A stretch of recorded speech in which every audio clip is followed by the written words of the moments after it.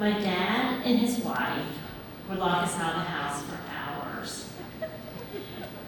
And while they were inside getting high, my sister and I used to run around the yard, and I would tell my friends that when I grew up, I was going to move to the East Coast, go to Harvard, and be President of the United States. I find this childhood ambition kind of cute and funny now, given that no one in my family had yet graduated from college.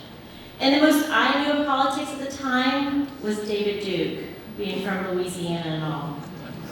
But this dream would become my escape plan. So shortly after my 20th birthday, I packed everything I could into a single suitcase, and I maxed out my one credit card on a one-way plane ticket to Washington, D.C.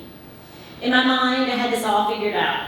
I was going to go to D.C., move to D.C., go to college, work for NOW, the National Organization for Women. But as soon as I stepped foot off that plane, my reality became very different. I realized I was naive and completely unprepared because I hadn't found a place to live, and I hadn't gotten into any colleges because I hadn't applied. And I didn't have a job at NOW or anywhere else. I just had this dream. I found a place to live in a group house on the outskirts of Capitol Hill, not a particularly safe place for a young woman at the time. I worked temp jobs, so I was dead broke, and I struggled to pay my rent. One night, I was over at my neighbor Alice's, complaining to her about my life and how much it sucked and how I had no money and how I couldn't pay my bills. Now, in hindsight, Alice was not the best person to be giving me advice. She drank Bloody Marys for breakfast, and she cried throughout her day. But I remember what she said to me, and that was, if I were young and cute like you, I would be an escort. She made this sound easy, like I'd go to some nice places, make some fast cash, how hard could it be? And the next thing I remember, Alice and I were sitting on the floor of her bedroom, flipping through the escort ads in the back of the phone book. I dialed Pamela Martin and Associates, and a woman named Julia answered. But I know now, Julia was Deborah Jean Palfrey, and Deborah Jean Palfrey was later called the DC Madam. She explained her rules. I had to be 24 with some college experience and go on a test run with one of her regulars. But before getting started, she required a photograph and a picture ID. It was about this time I explained to her that I was only 20 years old, but she said I sounded mature enough. So I sent her my photograph and an ID. She mailed me an entire book of guidelines. She stressed the importance of good hygiene and always having shaved legs, always dressing professionally, and always using a fake name. I picked Lily. And for 5 months, I worked as an escort for the DC Madam. It was only 5 months, but this time in my life felt like an eternity. Some nights I'd be lying next to my third John of the evening. My skin would crawl, my heart would ache. I'd end each night by numbing myself with whiskey and drugs. And over time, I began to feel broken. Like I couldn't be touched, I couldn't be looked at, and I definitely couldn't show up for work. And I called Julia to tell her I was quitting, and I remember as I stood in the middle of my studio apartment, staring at the dresser shoved into the closet as I told her I have to quit, I just do. I could tell she was super annoyed with me as she reminded me that the couple $100 that I'd rolled with my sock drawer wasn't going to last me long. And as I stood there, staring at the dresser shoved into the closet, I just kept thinking, how does she know?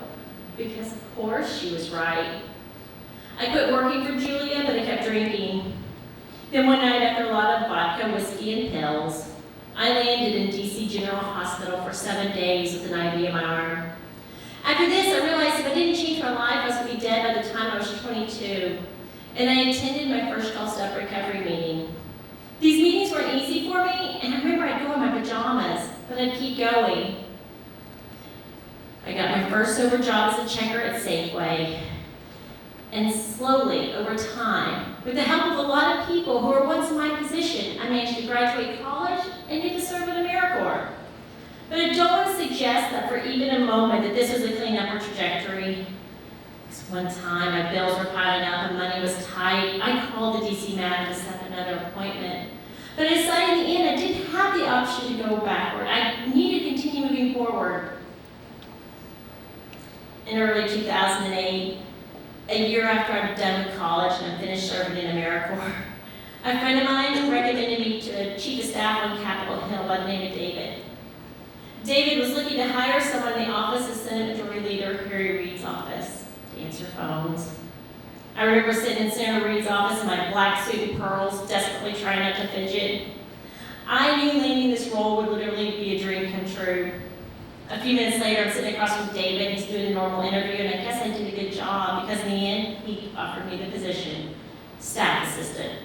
The salary was $28,000, and I took it. I literally lit up like a light bulb inside. I could barely contain my energy. I knew what this meant. This meant my life was on track. This meant I was progressing, and most importantly, this meant no one knew anything about my past. One day, I was working in the Reid office, and I don't know what possessed me to do it, but I decided to Google myself, and I was shocked. It was a few years earlier that the DC madam had been arrested, and her phone records were now online. By this time, she'd become known for her high-end escort service that catered to DC power brokers, and that wasn't always my experience. My heart dropped in my stomach, and I ran up to the 8th floor of the Hart Senate building, and I started pacing back and forth, calling anyone who I could that I thought could help me cover this up. And as I paced back and forth, I just kept thinking, how can something I did for 5 months when I was 20 years old still be haunting me? And more importantly, was it going to be there for the rest of my life? I became pretty consumed with this list. So much I Google myself quite frequently, though I wouldn't click the link because I didn't want to move up with a Google search. Every time I was called into a meeting, I expected the other shoe to drop. It'd be so easy for the other shoe to drop. It'd be so easy for somebody to call me out on this. I had spent the last 6 years of my life working my way up from staff assistant to director of operations, and a friend calls. He had just finished having lunch with an old colleague who was asking about a phone list. I played dumb, and I hung up the phone, and I called the old colleague, and I was pissed. I was like, how dare you be talking about this? You have no idea what you're talking about. It could be a rumor, misprint, anything. And as I accused him of sharing rumors, I asked him if he had shared about this list with anybody else, specifically David. David, who I didn't work for anymore, but I still respect him very much, and he said yes. I quickly got the call, and I ran across 3 Senate buildings until I got to the Hart building, and I got to David's office, I shut the door, and I said, I hear you know about the list. He said, what list? I said, you know the list. But the look on his face said, don't ask, don't tell. And feeling relieved that I wasn't going to have to give an explanation, I said, okay, never mind. And I started to leave. As I started to make my exit, David asked, since you brought this up, how did your name end up on that list? I started to cry as I told him a cleaned up version of the truth. I basically lied. It's all I had to offer at the time. A little bit after, not long after that conversation with David, I left the Hill. I felt like a real failure, like my dreams were falling apart, like I couldn't hang. A couple of years later, a couple of jobs later, I landed at a law firm as a chief of staff. And again, I feel like my life is progressing, everything's on track, I'm making really good money. What more could I want? And then I got this nagging feeling. Maybe I could be doing something more. Maybe I could use my experiences to help other women to avoid going down similar paths. But first, I knew I needed buy-in. So I started going back to the same colleagues and professional network that I had spent so many years trying to hide my secret from, to tell about this idea to form an organization that supports vulnerable young women. I remember sitting at the Connecticut Avenue Firehook Bakery with Rodell, a former Reid colleague and friend, as I told him about my idea to form this organization. And as I connected the dots between my story and the organization, the look on his face said he had no idea this is my past, but offered and vowed to help me in any way he could to make it a success, but cautioned me that once the secret was out, there was no way I could put it back in. And though I wasn't 100% confident in my decision yet, I said I know. Because it was more important for me to start sharing these experiences to help other women avoid going down similar paths than to keep them inside. Since that conversation with Rodell, and in the last 2 years, Her Resiliency Center has served more than 150 young women, each with individual circumstances, to help them get on the path to a thriving future. Roll call. A Capitol Hill newspaper did a front page feature about me a couple months before we opened. I would have gone with a different title than sex worker to Hill staffer. But it worked. It got people all over DC to read about my story and the work we do at my organization. Roll call asked him to read for a quote for the piece. And he said he was just as impressed with me now as he was when I was a staffer. I worked in a place where I felt like the only way I could be successful is to look as if my life were perfect. And each day I'd show up my best suit and smile, and I would pretend.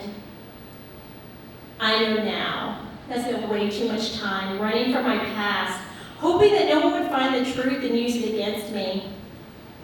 It was a lot of work and a heavy burden to carry those secrets all those years. It's been much more empowering to be able to own them.